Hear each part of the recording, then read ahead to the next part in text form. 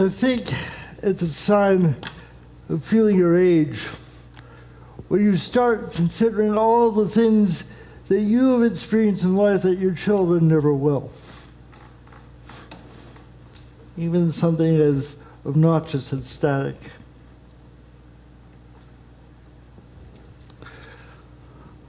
We know our story for this morning fairly well,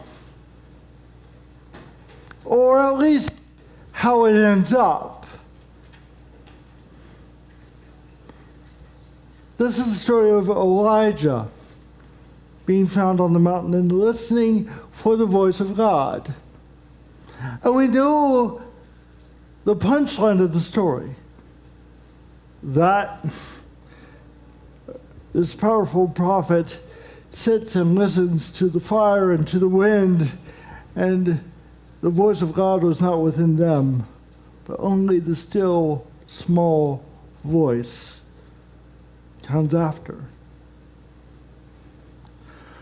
But what we often leave out of that story and distance ourselves from is the circumstances under which this comes to be.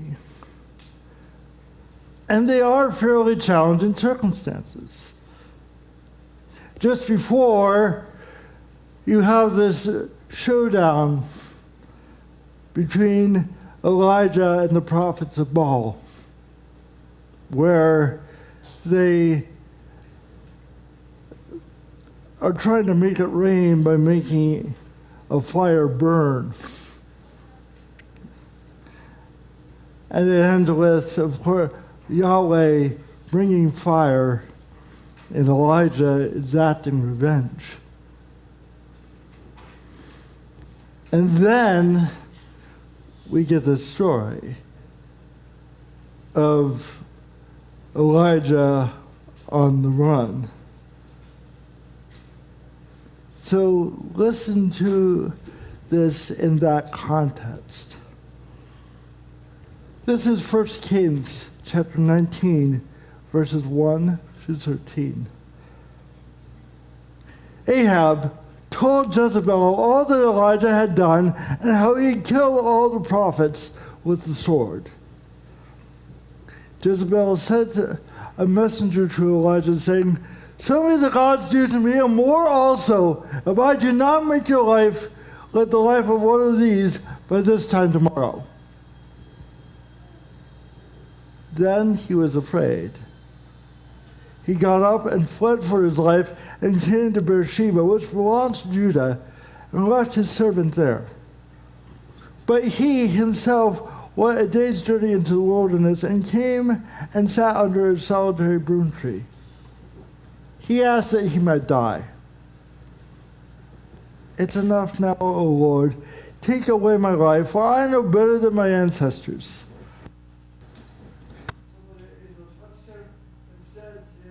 "Get up and eat." He looked, and there at his head was a cake baked on hot stones and a jar of water. He ate and drank and lay down again. The angel of the Lord came a second time, touched him, and said, "Get up and eat, otherwise the journey will be too much for you." He got up, ate, and drank. Then he went on the strength of that food 40 days and 40 nights to Horeb, the mount of God. At that place, he came to a cave and spent the night there. Then the word of Yahweh came to him, saying, "What are you doing here, Elijah?"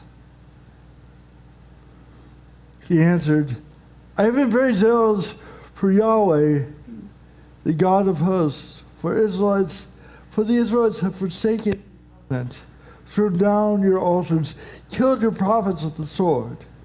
I alone am left, and they're seeking my life to take it away."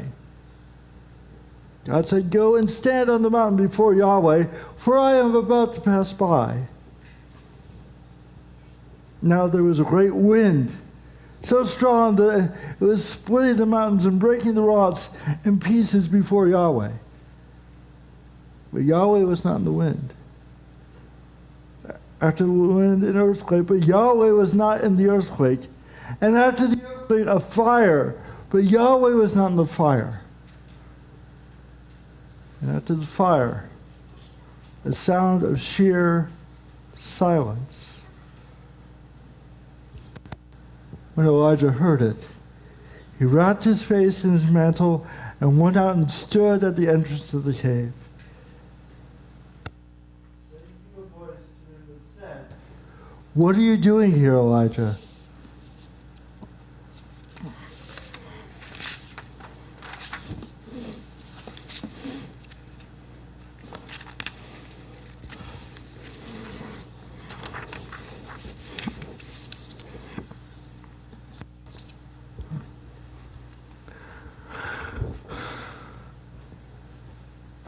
A bit more than a month ago, we were preparing for some time in the city. I don't know about you, but this image is not one that's terribly restful or whatnot. Because it takes a certain preparation to go to the city. There are trips and trips of urban dwelling that need to be remembered as we take up the challenge of living on the streets. This was brought to mind because as we were preparing for Kansas City, I didn't make a big deal of this, but there was a letter that came, as it always comes, in preparation for convention. And it's the letter that had various do's and don'ts of going to a convention in the city. Like reminding that service workers do work for tips, and it is appropriate to work into that system. And that there are places out there that need attention. And that it might not be the best idea to wear your name tag from the convention, which you need to get into the convention hall on the street, so as to advertise yourself as somebody from the convention. Although I'm not sure about anyone else who was there.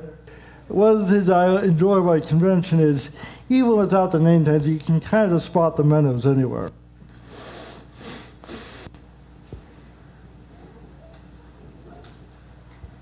It's always an odd note to me. And as someone who has spent a fair deal of time in city environments, it's good advice. There is a way of being in the city that you just need to take on. Right? You don't always want to make eye contact on public transit.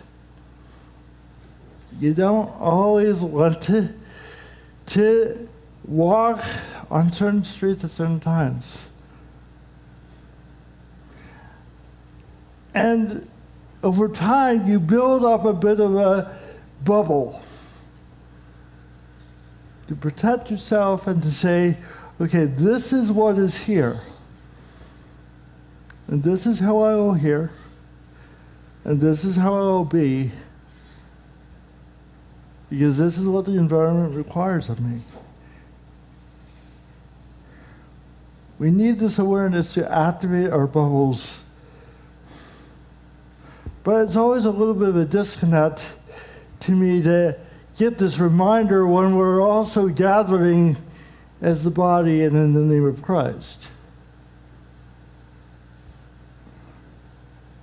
We're doing something that intrinsically asks us to break our bubbles, while we're also being reminded that the bubbles are some of the problems that we had to face. And yet to hold that together at the same time. This text of Elijah on the mountain is a favorite. We answered this, saying the still voice, speaking in the silence when we wish to evoke a sense of the Spirit. Especially for who we were not particularly given to the announcement of what God said to me today, waiting on the active voice of the Spirit is something that takes a while and is often associated more with the silence with the places that we know and where we can rest than necessarily anything else. There are churches and church traditions where the voice of the Spirit is an active part of the worship service, and that you haven't really worshiped until the Spirit has come and has been demonstrated in our midst. And I'd hasten to say, just because that's not necessarily an identifiable part of our service doesn't mean that a service is absent of the Spirit and the workings thereof. But it is a thing, and not particularly our thing. We're given much more to the silence and what's there. We read the Elijah listening to God part and mostly skip the setup. Elijah on the run from the rulers of the age and being led up to the mountain. This prophet who just days before had taken on the entirety of prophets of Baal with mockery and derision and put them to the sword, leaving none alive, is now driven into the wilderness, fearing before Yahweh for his very life as revenge is sought. He's ready to die, and the situation appears hopeless. Yet still he is led to the very mountain of God to hear from God. And there he endures dreadful forces, waiting for the silence to come. To him, in that silence outside the conflict and in this exchange, he's given what he needs to hear from God. After all the noise, after all the rest, after all that's there. And so we take a very natural response. And we say, well, God is in the silence. Seek the silence and you will find God. Seek the still small voice, and it will be there. And that's not a bad moral to draw from this story. We do need to silence our souls. And the flip side of the Elijah story is not just was God in the wind and the earthquake and the fire, but how did Elijah know that God was not in the wind and earthquake and fire, except that he listened to them? And he heard them, and he discerned them. But it's there. The trick with God is in the silence all the time is the unfortunate corollary. Namely that God must only speak in silence. We can be led to think that since there's so much of our experience both then and now, that we need to get the noisier moments of life to consider the voice of the Lord. So at those moments where we take to the city streets, we have our protective bubble of that we erect in our spiritual lives as well.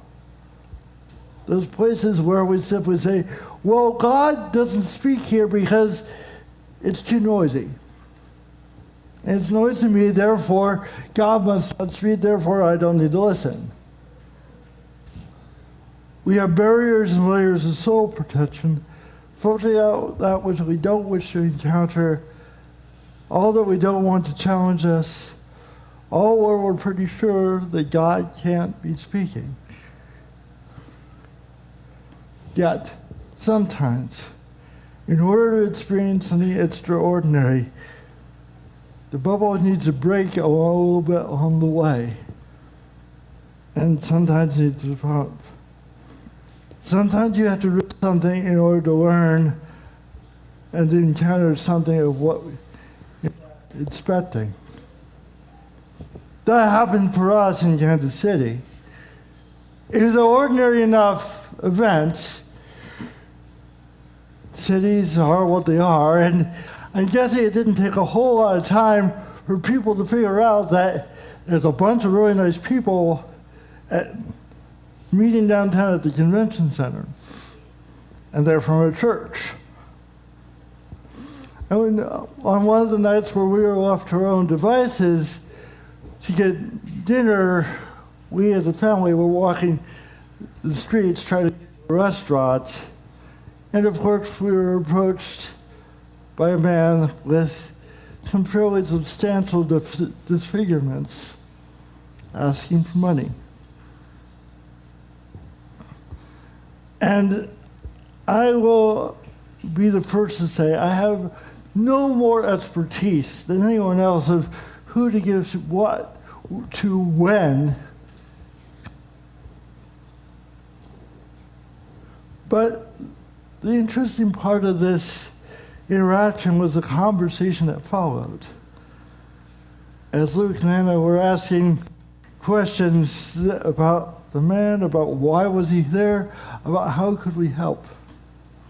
And we were trying to bridge the gap between their honest compassion and our modulated reality of, well, it's hard. Well, it's there. And well, we just don't know. Being taken out of our car, that is usually the bubble that protects us most from the ask. We had to deal with what was in front of us. Sometimes our bubbles need to break. And I think sometimes that's true with our spiritual bubbles as well. There are ideas and concepts that we each encounter in different ways and with different results. Ways that make our walls simply go up. Perhaps it's that scripture that you just don't care for, or has been hurtful for you, and you deflect engaging it to see what it might have to say. Perhaps it's the quality or style of music that's not to your liking, and you made the decision that, well, worship is simply not possible within it. Maybe it is that in the world in which we move that is simply too complicated and messy for us to deal with, or even to consider that God might be within, let alone to have anything to say. Perhaps it's a simple protection of, well, if we haven't done it before, we shouldn't need to do it now. Whatever the trigger is, we have a similar response to that of the street. Our walls go up, and we just listen, and we say, well, those are the winds and the earthquakes. We'll wait for the still small voice. I'll stay in my cave. We much rather protect our spiritual selves until the challenge has gone by than risk hearing something that we don't wish to hear.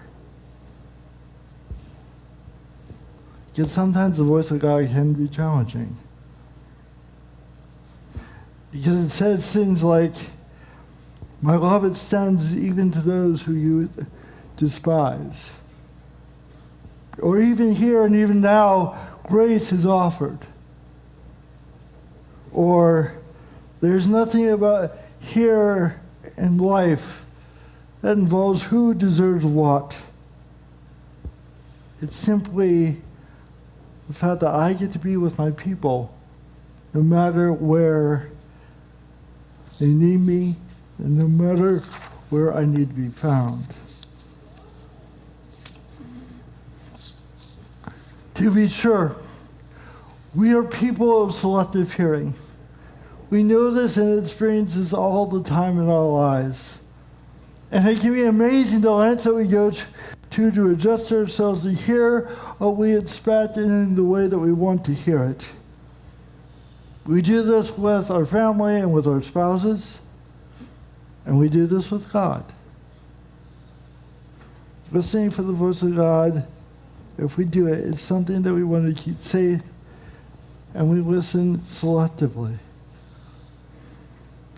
We would much rather stay safe when it's time to hear what God might have to say. Yet, that isn't the way of discipleship. It's worth noting here that Elijah's work to encounter God did not permit him to stay safe inside the cave or stay safe inside his own misery or to stay safe inside whatever he else wanted to do or just, let me just go into the wilderness and die. But he had to be nurtured and brought along in order to hear. But he also had to be nurtured and brought along in order to listen. Because, in all truth, we do know what we want to hear from God. We know what we want the call of God to be in our lives, in our world, in our congregation. We want to hear, everything's all right, everything is good,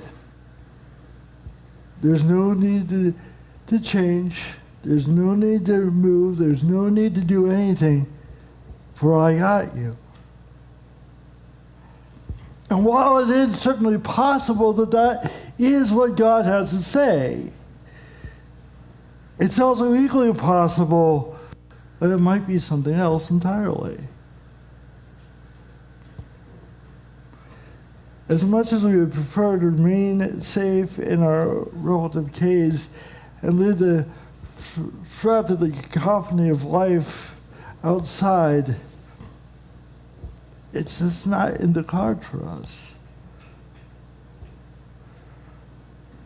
We might need, even in the chaos, God is still at work and still speaking, even as we struggle to imagine what might be being said.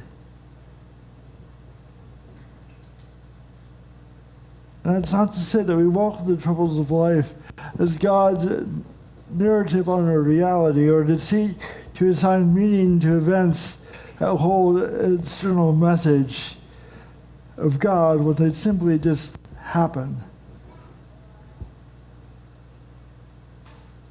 But I think we also do well to always check in with ourselves and with each other to say, what is God saying to us now? What is here? Especially as we celebrate upcoming 500 years of a tradition that is based on God speaks to the body. We do well to say, what is God saying? And how is God saying it? And in order to do that, we need to be aware of our barriers and those layers that we need to work through in order to listen to God. Because by being aware of knowing them, we can evaluate those barriers that are constructive and those things that might be standing in our way of hearing something that perhaps we have not heard before. For we all experience change in our lives. Sometimes there are welcome experiences that come with grace and hope and opportunities that allow us into what is new and what is past. And other times there are things and times where we would just as soon not be there and not know God in that time. And we do our best to block and protect ourselves from, sometimes as we must.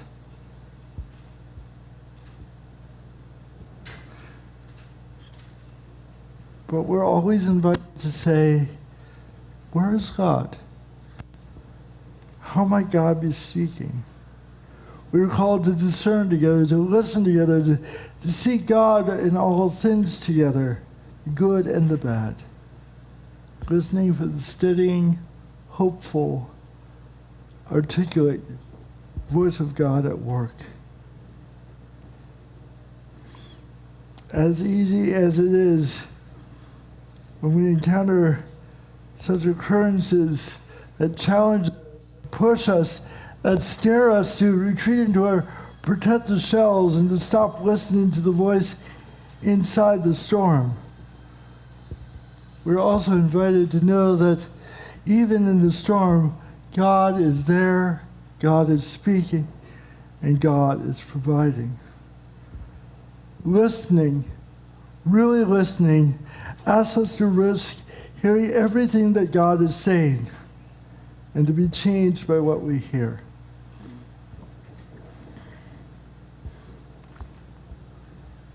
I want to challenge you to think how we listen for God. Where you work for where you look for God's hands at work, and where you do not look.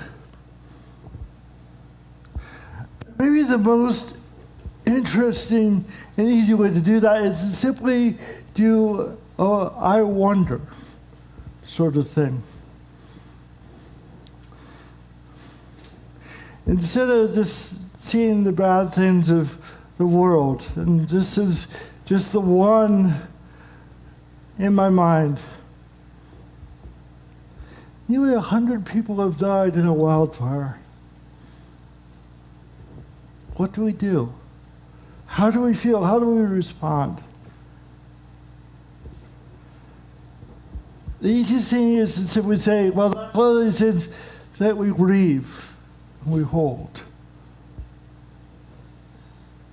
But maybe the listening response is, I wonder how God is showing up in this place. I wonder what God might be opening us to for what comes next. I wonder what the opportunities might be, even here, even now, to share and to hear and to know God's love.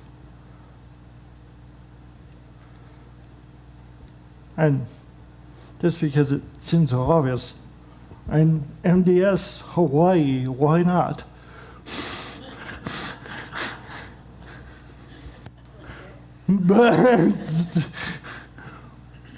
But even beyond that, and even more importantly, even beyond the stuff that is not out there, but in here, and in here. Maybe the first step is simply saying, I wonder where God is taking us next. I wonder how God might be inviting us now. I wonder where God might move next. And maybe that starts as your discipline, your question. But then maybe in time, that becomes our question too. I wonder, what if? What would happen? Where is God?